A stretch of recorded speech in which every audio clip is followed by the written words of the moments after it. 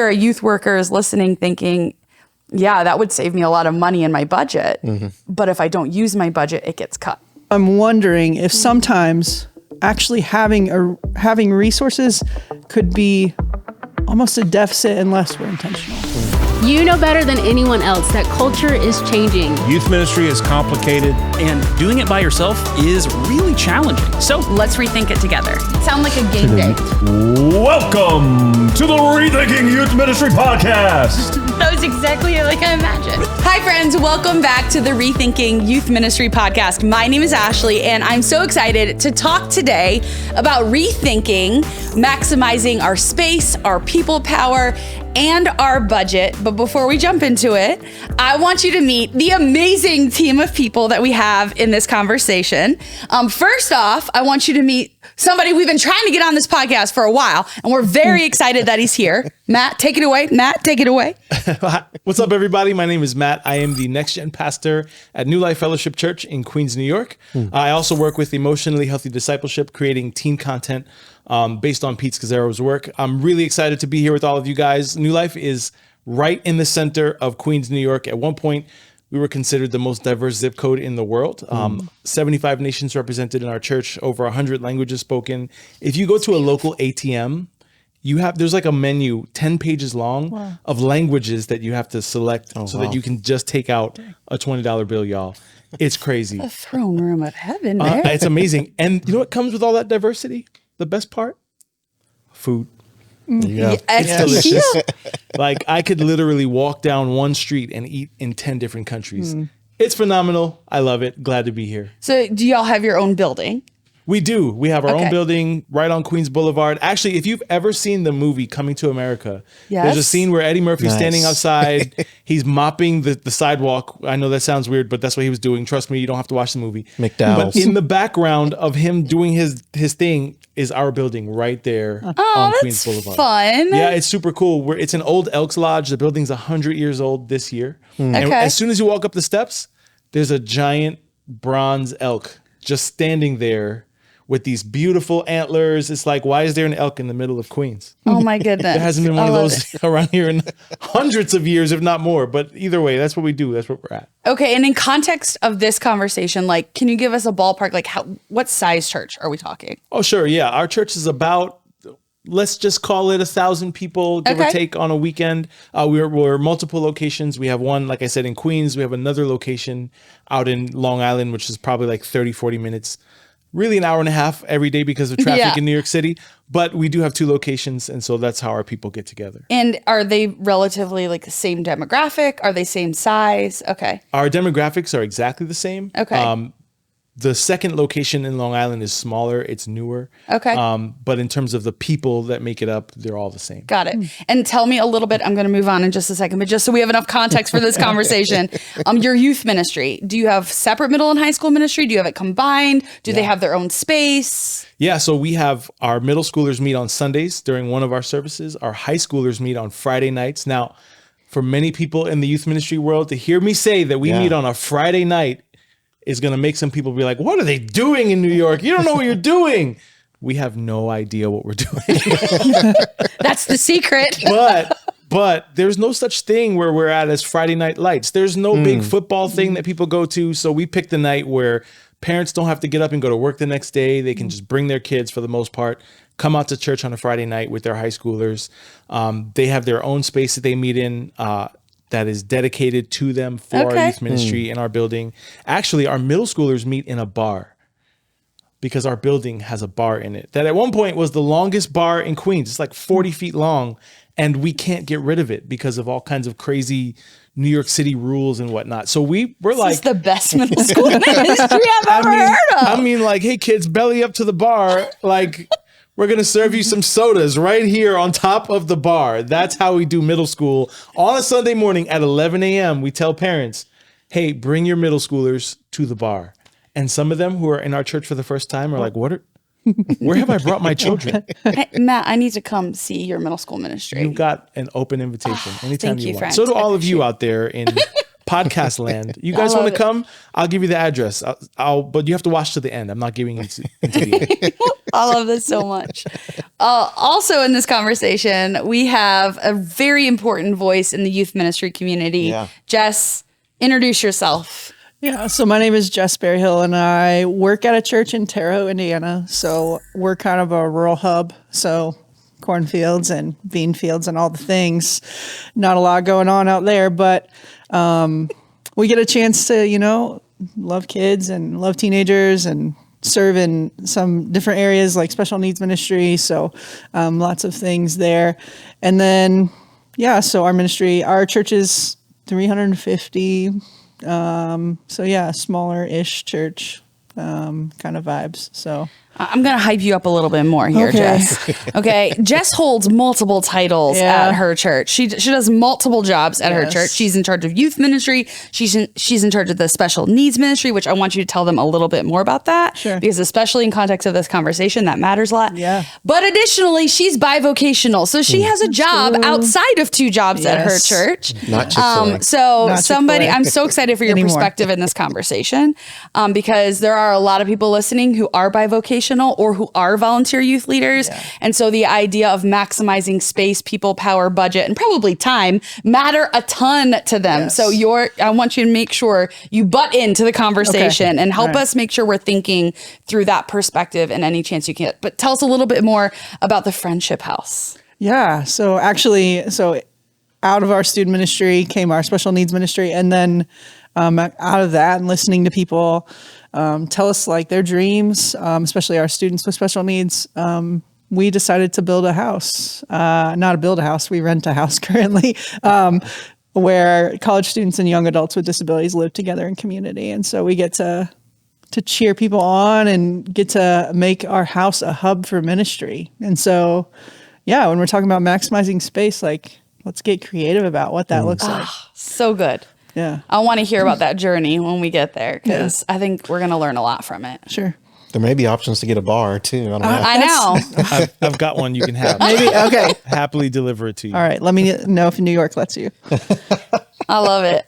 Jeremey, tell us about yourself, friend. Well, what's up, guys? My name is Jeremey, and I am a student orange specialist here in Atlanta, and I get to work with churches all over in the Southeast here. And so I've been a youth pastor for the last 15 years, but just jumped on here to help with Orange and do a number of different things, get to work with Ashley and the rest of our team here. So I love it. We've been trying to get Jeremey on this staff for a while, so I'm we're here. excited to have him and all of his experience.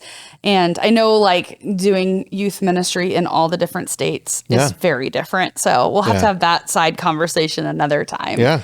But I love that you are getting a chance to volunteer again. Absolutely. And not be paid for it, but just for the heart of it. So I that's love really it. cool. I absolutely love it. All right. Well, I am excited to dive into this conversation about rethinking strategies to maximize space, people, power, and budget, because I don't know of a topic that comes up more when we're talking about ministry vision, ministry strategy. And I know coming out of the 3 years that we just walked through, a lot of churches, a lot of ministries are experiencing budget cuts. Yeah. They're having a hard time getting people to volunteer or show up consistently, especially as church is kind of decentralizing. A lot of churches are losing their building or having to rent their space to other places to fund what they're doing. So I think this is a really important conversation. So I just want to open up with the collective years of experience here, and I'm sure things have changed. I'm curious, what are some things that you've been rethinking in the current state of ministry in the church when it comes to people, power, budget, and space? I would say, I think I'm asking the question, do sometimes resources like people, not people, maybe money and space, do those resources kind of prevent us at times from inviting people to the table? Does that make sense? Tell me more. Yeah. So what I'm thinking is like when we have enough money, then we don't have to ask, the knitting group to make us something. Ooh. Or when we have enough money, we can just go out and buy it. If we have enough space, we don't have to do collaboration. And so I'm wondering if sometimes actually having resources could be almost a deficit unless we're intentional. Whew, Jess. Yeah. What made you start rethinking that? Like, what happened? What did you walk through? What did you realize? Yeah. I mean, I think about, I use the knitting group as an example because we have one of those, and we were looking for turn-taking devices. So we use like Frisbees, and I was like, I don't want to spend $15 on those. I was like, I bet the knitting group could make me some of those.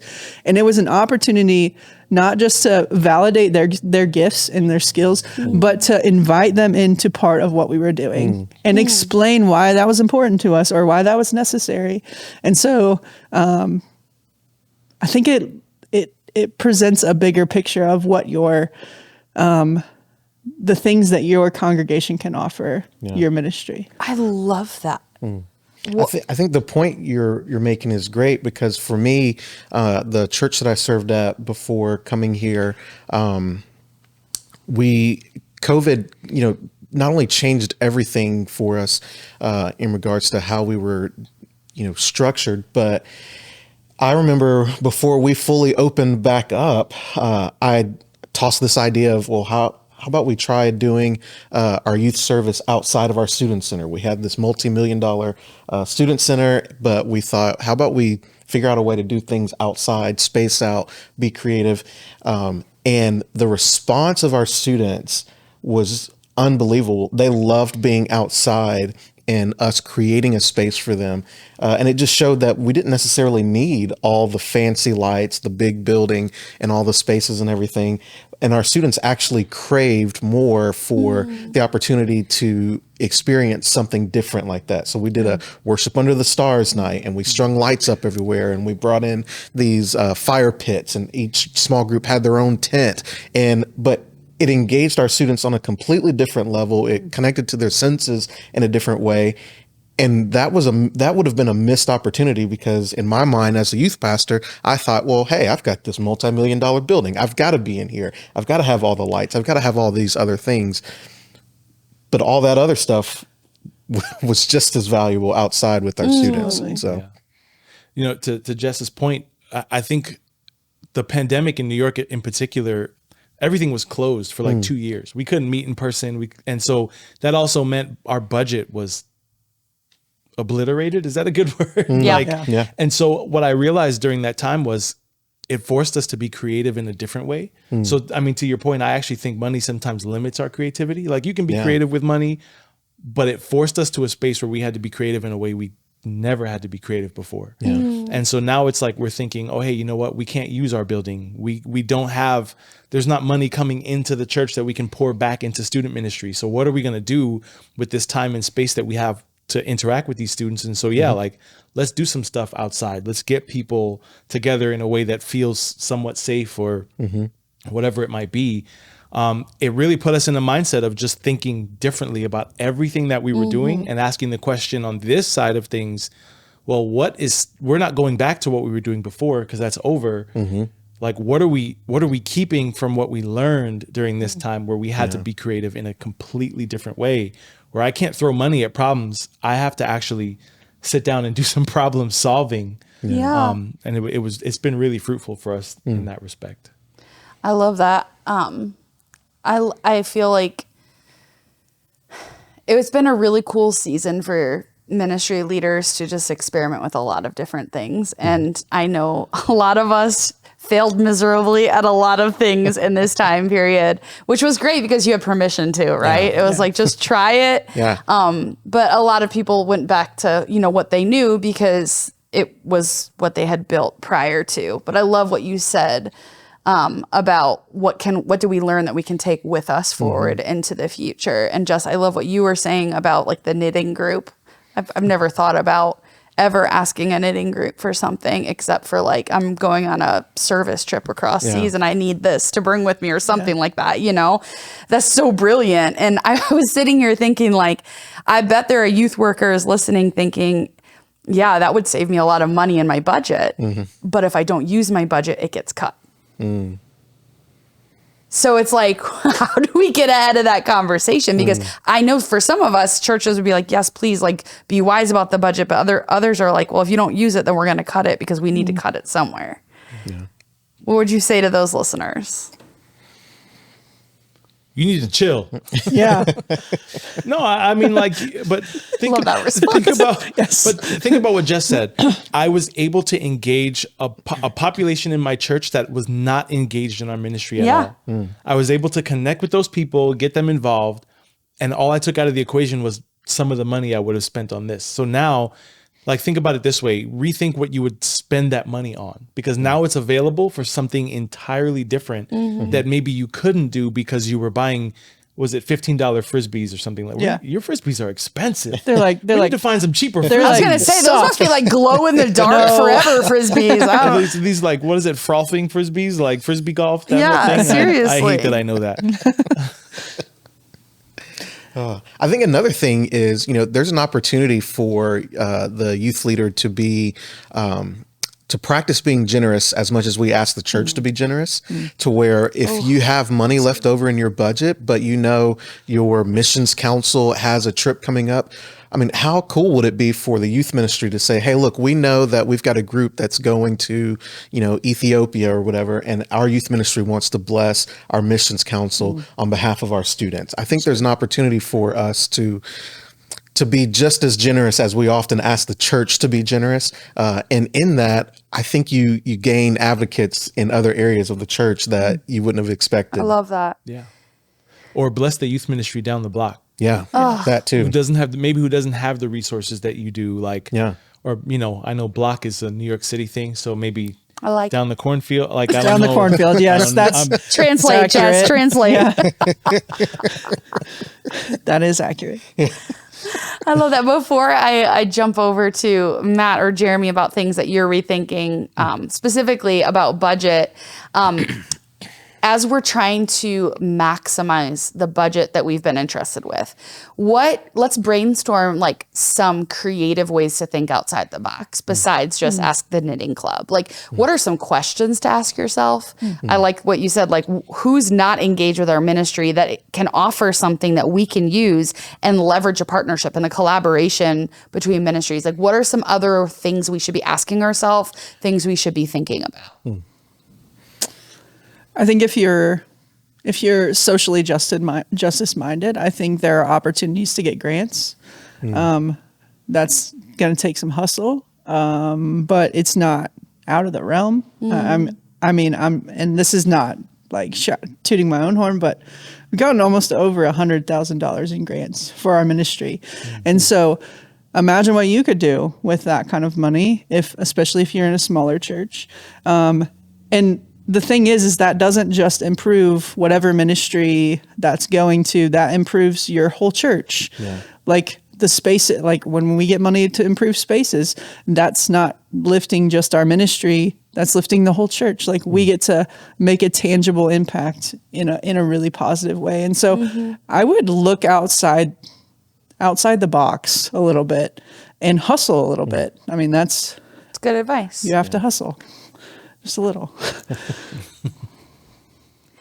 I would say when I started in ministry, I was handed the middle school ministry budget, and I kind of just was like, all right, this is what they were doing. So I'm like, must work because they've been growing. So I'll just keep it moving forward. And I never really felt like I took the time to understand how to maximize a budget or how to make sure my budget reflected the values of the ministry. Yeah. Because so much about maximizing budget is making sure your budget is being spent on what you say you value. Yeah. And so I know, like, for some people, they track that better than others. But just even the simple act of like going through your budget lines and or making a list of your values for your ministry and then going through your budget line items, asking like, what percentage or how much of my budget am I actually spending on what I say I value? Or do I actually value something else that I haven't stated? Because I think so much about maximum and like what changes can I make with how I'm spending my money and what areas do I need to tap into, or what collaborations in the community, or what conversations do I need to have in order for my budget to reflect my values. And values can stay the same, but they can also change, you know, from leader to leader, from a ministry season to another ministry season, to a church change in direction or focus. And so I feel like I wish I would have heard somebody say that, especially when I was newer in ministry, because I don't really feel like I ever did that. Yeah. And I think I would have spent it differently. Like if I said I valued my volunteers so much, which I did, like I loved my volunteer teams, but I probably should have invested more of the budget in that. Yeah. And I just didn't know to think about that. I think with that, as youth ministry leaders, we have to be very, very intentional about getting someone on our side to help us think about those things, especially for those of us that, because I've been guilty of it myself, just not tracking the budget really well. Have somebody on your side or on your team that will help you not only track things, but also be thinking about those things that you're not thinking about. Right. And someone that can guide you. One of the best things that I utilized in ministry was the guy who was our finance chairman at the previous church that I was at. At one point, he was one of our middle school small group leaders, and he was just a great friend. I would often ask him, hey, what am I missing here? What am I not thinking about? And having him just there as an advocate for me, but also someone just to help make sure that I'm staying on track with things it was invaluable. So I love that. Yeah, it's good. So Matt, when it comes to rethinking or maximizing space, people, power, and budget, what is something that you're rethinking? Being in New York, it's just, being honest. I'm like, why am I here? There's no space here for anything. Everything is so expensive. And it just, in all honesty, it just means like we have to keep that in mind as well. Because for us to do anything is like 30% more than it costs anybody anywhere else to do anything. And so it means every dollar has to count so much more. And so like, it's interesting, you know, I'm from New York, I'm down here in Atlanta doing this, and I went to Starbucks this morning, and it cost me $3 less for the same order here than it does where I'm at back at home. And I'm like, it had me thinking this morning, it's like, how much more am I spending ministry-wise than someone in another part of the country? And how much more do I need to be paying attention to where every dollar goes simply because I know it's more expensive here than it is. So I can't even look at, hey, what's the church in Georgia doing that I can replicate? Because the fact of the matter is I can't afford to do it where I am, regardless of what my budget is. And so I'm constantly rethinking, like, where is our money going? Is our money supporting what we've communicated are our values? Back to your point from before, Ashley, it's one of those things where you have to be in conversation. And I love your idea, Jeremey, about sitting with somebody who's kind of knows and understands these things. There's no shame in saying, hey, you know what? I'm not really a finance kind of person. Yeah. I need to have somebody on my side who is. So I have a good friend who's an accountant or was an accountant. And I sit with him at the end of every ministry year during budget season, which is coming up. And I'm like, hey, can we evaluate where we've spent money and where I need to move some things around as I propose the budget for the following year, just because I want to make sure that we're in a good spot. We're being good stewards of the money we have available to us, while holding the tension that, man, New York is expensive. And often those people who are financially savvy that you invite into the conversation with you, they are thinking ahead of you in regards to, hey, you know what? You may not know this, but there's an avenue for you to get money from an outside partner, and they can help you on that path. And so maybe it is filing for grants, or if, for instance, they are a banker and they are able to see how serious you're taking things, and then they want to invest back and say, hey, look, our bank has this opportunity for you. So again, bringing those people into the conversation allows them to also be thinking with you and ahead of you on things that you may not even know. That's so good. And like people who would rather volunteer for something like that than to like show up and have a small group conversation with a 12-year-old every week. You know what I mean? It's like, it's offering more volunteer opportunities for sure. I love that. You're championing unlikely heroes. That's so good. Like when we can bring those folks in. Yeah. Put that on a t-shirt. I like that. Championing unlikely heroes. Is that what you said? It should be a shirt. Put it on a t-shirt. Let's do that. Somebody back there. Corinne, you got Put it on that? a t-shirt. I love that. Okay, let's jump over to maybe what we're rethinking when it comes to people power, because I feel like that's something I hear all the time in my conversations is I need more volunteers or I need more people to show up. And so I want to hear how you maximize people power. Yeah, I actually think we've been touching on it a little bit so far, just with some of the different ideas that have come up. You know, whether, again, I love the knitting group. I don't even know what that is. I'm going to go back to my church and try to start a knitting group. Do it. I know my mom knits and she's good at it, so maybe I can tap into her. But Seriously. like, and then send the Frisbees to Jess. yes, you got it. Let's go. That's it. So at the end, you share your address, I'll share mine. Okay. We'll be All right. good. Sounds good. But like, just changing the ask is what we're calling it. It's like not everybody needs to show up in ministry spaces every week. That's not realistic for most people. So how do we make it so that, like, what are the small things we can invite people into who have no time? Like, I can give you 15 minutes a week to do this particular thing. So it's like, hey, you know what? Stand in the lobby outside of service for 15 minutes and just greet parents when they come down the stairs. Once that 15 minutes is over, you can leave. Or inviting people into your finance conversations, or inviting people to serve in some non-traditional ways that maybe we don't often think of. Not everybody's going to be a small group leader, a speaker, an upfront person. Not everybody knows tech. And these are the roles I find myself constantly thinking about trying to fill. Yeah. But what are the smaller things I can invite somebody into so I can maximize the fact that, hey, there's 1,000 people in my church. Every single one of them brings something to the table that maybe I'm not thinking about. Yeah. And if I start to have conversations, I can change what I'm asking them for and invite them in some small ways to accomplish our vision. I love that. Yeah. That's good. It's good. It makes me think too, like, how can we leverage technology in this age? Like, is there anything we can automate? So like, if you have 5 volunteers, is there anything that they're doing that you could really automate or use technology so that they can be used somewhere else? Yeah. You know, unless of course that's like their gifting, their wiring and their interest, and that's what's going to make them keep showing up. Then don't take that away from them because then they're going to be gone. I feel like sometimes as ministry leaders, we can be guilty of asking people to show up and then we're not actually ready when they do. Oh man. Yeah.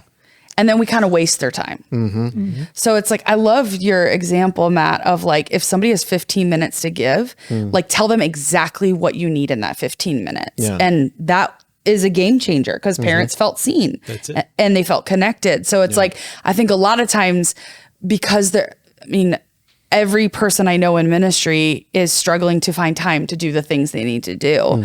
And having volunteers creates way more work for you because you have to be ahead of it, ahead of the game to have something planned or have it organized or have steps. So as soon as they're ready to engage, you're ready for them to run. And so I feel like part of maximizing people power is, are you actually ready for them to show up? And when they do, are you using the full time and energy and potential of that time frame? And if you're not, like, how can you use it smarter? Like, maybe you don't need them all to show up Sunday morning when you have service or Friday night when you have service. Like, maybe you need half of them there and you need half of them at a different point. So Matt, I really liked when you were talking about how you have people in mind. And I think we need to be intentional about that. I think we need to make a list. I think, wouldn't it be cool if we had a list of, I don't want to say assets, but like a list of people that you knew were good at certain skills. And when you had a task, you could say, man, these people would be good. And maybe it is some of those unlikely heroes. Maybe you're thinking like, hey, I need this thing built for my stage, and then let's go tap some of our retired folks who would build that stuff for us. Like, let's bring them in, and then maybe they catch the bug. I don't know. Yeah. You know, maybe they see the impact that it's making, and maybe it changes the way they think about youth ministry and the conversations that they're having with their friends in church about what you're doing. I don't know. But I think also thinking about other areas that you can impact students' lives. For instance, I can't remember which church it is that I saw this with, but they had an opportunity during the summertime to where they invited students to come learn how to change the oil in their cars. Yes. And it was, some older gentlemen from their church who were teaching all the students, hey, you probably want to know how to change the oil in your car so you don't have to pay for it all the time. I wish I had learned that because I don't like forking over the money to have my oil changed to my car. But it was something different than just the typical ministry that we normally do. That's good. What would you say are some creative ways for us to maximize space? I think one of the big things that I think we have to start doing is, how do I say this? Stop thinking selfishly that it just has to be the church, and also begin thinking about the community around you. Yeah. I love that. And so one of the things that I previously did was right before COVID, I was trying to partner with Young Life in our community, and knowing that they had just been kicked out of the space that they were in. And so trying to work with them to utilize this big student center that I had that was used 2 times during the week. And so I'm thinking, why wouldn't I open this up to them? And so I just simply invited them to come in and use the space as they needed. And right before COVID, it shocked me because they had 85, 90 students that showed up for their club event, students who I'd never contacted or known or anything like that before. And it gave them the space that they needed. But then following that, they came back and said, hey, we've got another group, our Capernaum group, which is our high school group of special needs students. Can they also meet? And so we began meeting that need as well. But it was simply just saying, yeah, we've got the facility and space. Why not allow you to use it? And so just being open to the idea that ministry can look different than just the typical church stuff we're doing. Reach out to your community and see what they need. And I think that's what it looks like to be a steward of space. Yeah. Yeah. I mean, and you've got me thinking now even about like how we partner with local organizations, specifically schools. Like, I mean, what does it look like for us to go to them instead of always asking them to come to us all the time? Because, again, that's an entire community that exists in and of itself. Like, they call it a school community. And so it's like, I can go to where they are. I can say, hey, administrator who's really busy, let's do an end of school year party. Like, we'll pay for it. It's not about our church. You don't even have to put the name of our church on it at all. It's just a way for us to love on your people in your space, to do something for the people in our community, even if we don't get a ton of credit for it. I'm going to do that when I go back home. That's so good. I mean, it's too late now. School's over almost, but well, even like for one of the other things that I did was I connected with, we had a huge community that was surrounding our church. And I just reached out to their local HOA and said, hey, do you guys have a meeting space? And they were like, no, we actually don't. And I said, hey, we have the student center. You guys are welcome to have your HOA meetings here. Just get onto our calendar. What that did, though, was open up an opportunity for us when we had events. They posted it on their announcement that went out to their community. And so I love it that. got me into the community in a very easy way. And did you expect that? I did not expect that. That was a nice surprise. But it was just this shared relationship of, hey, you guys are letting us use your space. Absolutely. You can put something on our board and we'll send it out to our community. So it's great. That's awesome. It's great. I feel like one thing that I learned, so at the first church that I worked at, our youth ministry space was downstairs in the underground and all of our offices were above it. And when we would have, after our large group, we would have small group time for our middle schoolers and they would sit in circles in one large room. Like we didn't have small group rooms or anything like that. And so, a room of middle schoolers with that, in the same space, it can be really loud. You already know this. You lead them.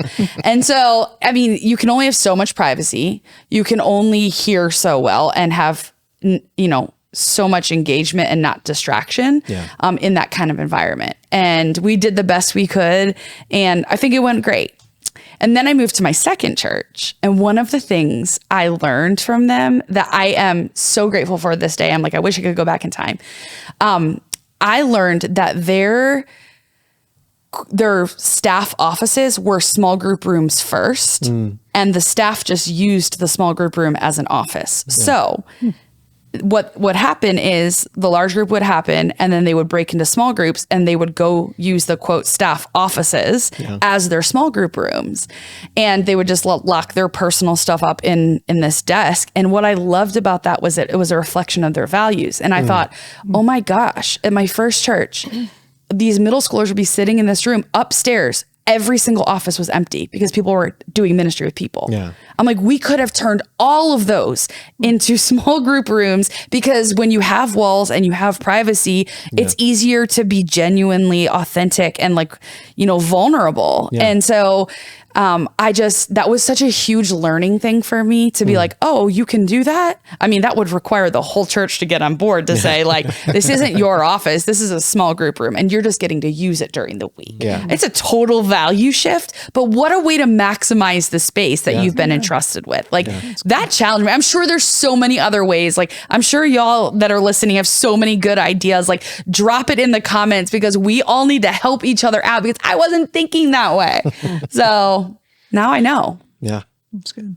Yeah. So part of another way we have to think about space is, our high school ministry meets Fridays. Our kids ministry, elementary in particular, meets in the same space. So we have to make sure our ministry leaders are actually speaking to each other. Yeah. Just about, hey, this month, this is going to be our setup. How does that impact what you're doing? How can we change things? Yeah. Because they do have to share that space. And there's no time from Friday to Sunday. It's people are coming in Sunday morning ready to do elementary ministry. That space has to be ready, but nobody's at the church on Saturday. Yeah. So however they leave things after they're done with high school ministry matters. And so they need to be constantly thinking about the next person. Imagine if in ministry we took some time to think about the other people we work with in the other phases in the life of a child. That's huge if you're sharing space in particular, because now you're sitting down planning together, doing things together to try to make sure that you're complementing each other, not competing with each other. Yeah. I love that so much. And you have a unique perspective in this conversation, because you're over all of Next Gen. And the fact that you're teaching that as a value to your staff is so huge, because you're right. A way to maximize space is to consider everyone who's using it. And so all get on the same page, come up with the best plan that helps all of us win. What else would you say, as someone over all of Next Gen, how have you seen elementary, preschool, middle, high school, college, how have you seen the whole, age group work best together to maximize space, people, power, and budget? Yeah. I mean, leaders talking to each other is the first step. So you mean ministry leaders? Ministry leaders, okay. Yes. Ministry leaders talking together. So the one thing I say to my team is we function as a team, not as departments. We're not Next Gen departments. We're the Next Gen team. And so there's some things so for instance, we do child dedication.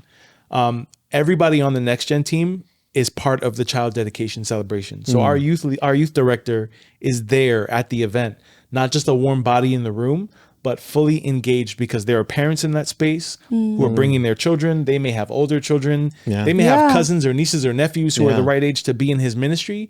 And we also care for all of the families in our church. So there's some stuff that we're just doing, all of us together. Yeah. It requires us to be in meetings together, sitting around tables together, talking through strategy together.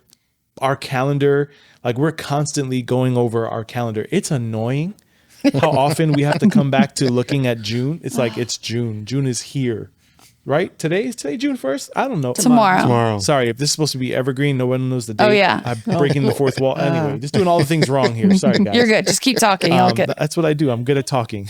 That's what my mom told me when I was a kid. Anyway, we're constantly just going over calendar, making sure that we're aligned properly over shared values, making sure that, hey, you know what? You can't schedule this event on the same day as the students are doing this thing over here. Let's find a better day. Let's move some stuff around so we can make sure that we're not working against each other. That's so important. So it's just, it requires a ton of talking.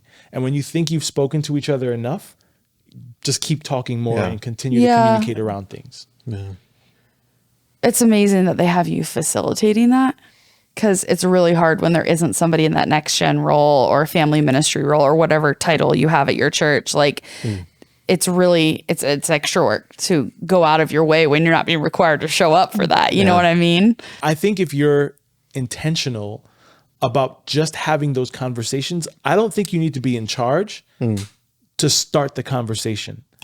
So if you're just like, oh, I'm just a youth worker or whatever. Nah, you're not just a youth worker. You have a voice, you have values, you have relationships with the people you're working with. Just sit down and have a friendly conversation. Hey, can you tell me about what you're planning for the next 3 months? So that way I can plan with you and we're not working against each other. So I would imagine people listening, there's someone out there who maybe feels like they've tried to reach out and have those conversations, but another department doesn't want to work with them and is resisting that. Like they don't want to, I mean, they might say they want to maximize space, people, power, and budget because that benefits them, but like they don't want to work at that relationship or they don't want to have those kind of conversations. Like what would you say to that person? You do it first. So don't go to them first. And if they're resistant, say, hey, I need you to do this, that, and the other thing. I need you to change what you're doing. Say, hey, I saw that you have this thing coming up and I want to either put some of the money for it into it. I want to change what I'm doing to accommodate what you're doing. I want to come and be part of it, either planning, executing, whatever. Make yourself available to what they're doing. And that may turn the tide of how you're working with that person. Oh, so good. But if our asks are always like, hey, I'm asking you to change what you're doing, chances are if they're resistant, they're going to continue to be resistant. But if we can just sacrifice a little bit for the greater good, man, I think we could do so much more. Matt, I wonder if sometimes the conversation stops. You said something like, I'm just a youth pastor. And I wonder if sometimes we minimize our own potential by saying that and not realizing the degree that we can lead up in our churches and in our communities. Say that part again about leading up. Come on. Right? Like, I think we have good things to bring to the table. And I think sometimes we just say, oh, I'm just a youth pastor. I just work with teenagers, whatever that looks like. And I think you just downplay all the things that you could offer. I'm guilty of that. Like I say that often, like I'm just a youth pastor. I don't know what the heck I'm doing most of the time. But man, I think maybe it starts with us maximizing our potential professionally. Yeah. No, that's good. I'm just that phrase is such a momentum killer. I'm just fill in the blank with whatever you want. And if we could eliminate that from our vocabulary and say, I'm a youth worker, but I have more to offer than that. Like I can work with the other people around me on my church staff. If we can think in the context of team, I think we would be rethinking a lot of what we're doing and moving our mission forward that way. I love that. Okay, so in this conversation of maximizing people, power, space, budget, I would imagine that it requires some change for our volunteers, for parents, for our staff, for the way that we operate. What are some strategies for us to approach these conversations and these changes in a way that helps manage the resistance to change? Like, what would you say? I think continuously communicating the overall vision and mission is important. Reminding your volunteers, your parents, your whole team why you're trying to do what you're trying to do. I love that. And just keeping that in front of them and not straying away from that, keeping that at the forefront of who you are as a ministry leader, but your whole team and your families as well. Just reminding them the why behind the what. I love that. I remember someone way wiser than me once said, unless your volunteers and the parents in your ministry can impersonate you saying what you think you say a lot, until they can do that, you're not saying it enough. Yeah. And I was like, oh, that was like gut punch. Yeah. Okay, we'll keep saying it. So, Jess, what about you? Maybe even utilizing your space to communicate that as well. And, you know, I know not everyone has the money to, you know, put up your mission statement or vision statement in your actual space. But if you're able to do that, that's just a small way to, and it doesn't have to be, you know, extravagant in some way, but it keeps that in front of people to point to and say, hey, this is why we're doing what we're doing. That's so good. I think you're right. People need to know the why. And I think part of that is presenting data and research why you're making the change. I mean, that's one piece of it, obviously practical things, but I think so often we just say, oh, like we decided that this is a good thing, let's change it. Or let's, you know, when maybe there's like a really good reason why we're doing this, but we don't ever share that. So I think presenting it in a way that is like, has some facts behind it. It has some evidence. I love that. I think that's solid. Yeah, I'm going to go a little bit the other direction and say, I think understanding that people are naturally resistant to change requires us to listen better. And so it's like, all right, I know that I want to make this change. I think it's right, but I need to hear from some people who don't think this is right. So I understand their why. So I can communicate my why until I'm blue in the face, and maybe it'll move the needle, change some people's minds. But I still need to create space and give time to just hear where people are at and why they're resistant to what it is that I'm trying to do. Because I think it also assumes that I know better than they do when they may have an idea I haven't even thought of yet. But if I don't create that space to hear them out and actually listen to them, I'm not even minding them for what they could be bringing to the table. I'm not like keeping in mind the possibility that I don't know everything. And so I think giving a listening ear to people who are resistant to change is a great way to actually bring about the right kind of change. That's so good. Okay. Can I add something else to that? Just, I think also we have to give the space and opportunity for people to grieve some of the changes that we're making. That is so huge. As well as to be intentional about us celebrating the wins that we were not a part of. That's right. You know, the things that happened before us, the things that helped get the church to where they are. We've got to be willing to help celebrate some of those wins, especially when we're making change. So give space for people to grieve, but also celebrate the wins that have already happened. I think that's so huge because a lot of times resistance to change is because they just need a little space to grieve and then they'll be all for the change. I think that is such an important piece.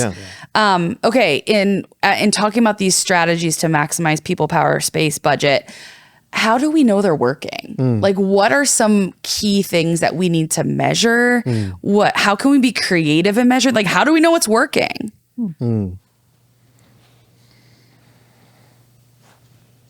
I don't know.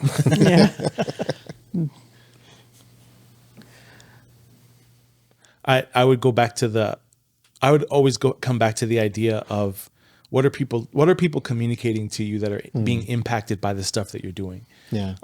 If like, what are parents in your church telling you about the things that they're seeing and noticing? What are teenagers coming to you and saying to you about things that are happening in your ministry? I would shy away from things like, we've grown in attendance. There's more people, because there's any number of reasons that you've grown. It may not have anything to do with you as a leader at all. Like, you might just have a really popular kid who's good at inviting people and they don't even like you. But I do think that coming back to the idea of you want to measure effectiveness, listen to what people are telling you about your ministry. Pay attention to what they're saying by their actions, but also like, give somebody space to sit down and tell you, hey, this is great, but maybe this is not so great. That's so good. And open up yourself to the possibility. Love that. I think also, like, what is the community saying about you? You know, what are people outside of the church saying? I mean, to a degree, I mean, obviously. But I remember sitting across from a parent who has a young adult with Down syndrome in one of our ministries. And she said, because of what you're doing, my son has a life. And I thought, you're not even a part of our church. And you are sharing that with all sorts of people about the impact that we're making. And so you're right. It's the heartfelt things that people are getting the impacts from your community, you know, and let's share those. Like, we want to tell people that this is a good thing. Like, we're doing cool things here. Yeah. I think when you see more people stepping up and saying, hey, I want to be a part of what you're doing, Yes. I think that's a good indicator. Or better yet, when you have a volunteer that you thought was frustrated and angry, but decided, hey, I'm sticking in with you. I think that's a great indicator that it's working. So I love that. Well, thank you guys all so much for rethinking this very important topic with me. And I'm sure everyone listening, you have some amazing ideas on how we can measure success and be strategic about it when it comes to this conversation. We would love to hear from you. If there's something else that you're rethinking, we would love to rethink it with you. Please DM us, reach out. We'll see you next time.